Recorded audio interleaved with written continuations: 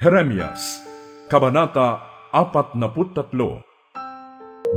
Nang masabi na ni Jeremias ang lahat ng ipinapasabi ni Yahweh sa mga tao, sinabi sa kanya ni Azarias, anak ni Hosayas, Johanan, na anak ni Kareya, at ng mga lalaking mayayabang, sinungaling, ikaw ay hindi sinugo ni Yahweh upang sabihin sa amin na huwag kaming manirahan sa Ehipto. Sinulsulan ka lamang ni Baruk na anak ni Nerias laban sa amin upang ibigay kami sa kamay ng mga taga-Babylonia. Sa gayon, papatayin nila kami o kaya'y dadalhing bihag. Si Johanan, ang lahat ng pinuno ng hukbo at ang mga tao'y hindi nakinig sa mensahe ni Yahweh. Ipinasya nilang umalis sa Huda. Kaya tinipon ni Johanan at ng mga pinuno ng hukbo ang lahat ng nalabi na nagbalik sa Huda mula sa mga bansang pinagtapunan sa kanila, mga lalaki, mga babae, mga bata, mga anak na babae ng hari, at ang mga taong ipinagkatiwala ni Nebuzaradan, ang pinuno ng mga bantay, kay Gedalias na anak ni Ahikam at apo ni Safan. Kabilang din dito sina propeta Jeremias at Baruk. Hindi sila nakinig sa mensahe ni Yahweh at sila'y nagpunta sa Ehipto. Una nilang narating ang Taphnes.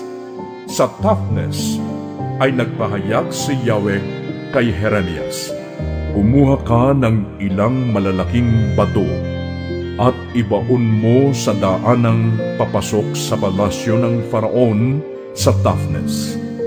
Gawin mo itong nakikita ng mga Hudyo.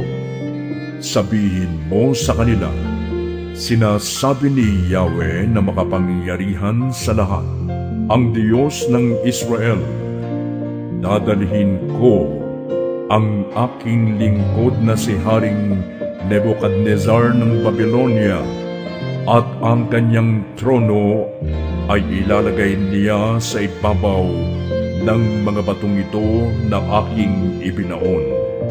Ilalatag niya sa ibabaw nito ang kanyang tolda. Pagkatapos ay sasalakayin niya ang Ehipto at papatayin ang mga dapat mamatay. Bibihagin ang dapat bihagin at papatayin ang itinakdang mamatay sa digmaan. Susunugin niya ang mga templo ng mga Diyos-Diyosan ng Ehipto. Gayon din ang mga gusali at bibihagin ang mga Diyos. Lilinisin niya ang lupain ng Ehipto, gaya ng paglilinis ng isang pastol sa kanyang kasuotan upang maalis ang mga pulgas. Kung maganap na niyang lahat ito, matagumpay niyang lilisanin ang Ehipto. Gigibain din niya ang mga haliging itinuturing na sagrado sa Ehipto, at susunugin ang lahat ng templo ng mga Diyos-Diyosan doon.